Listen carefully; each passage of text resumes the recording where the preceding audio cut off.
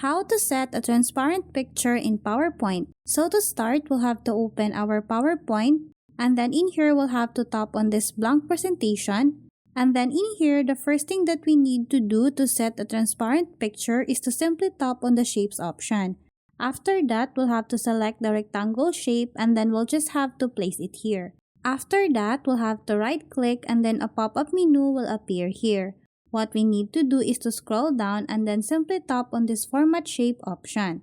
After that, we'll have to go on the right part of the screen and then tap on the fill option.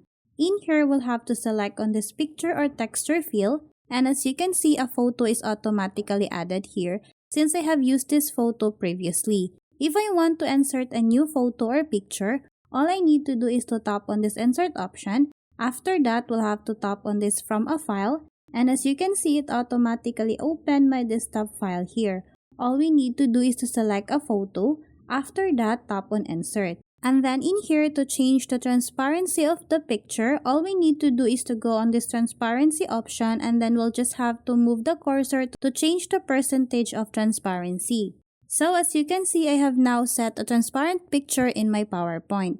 Thanks for watching, and if you find this video helpful, please don't forget to subscribe, hit the like button, and then the notification bell so you won't miss any of our future videos. See you on the next one.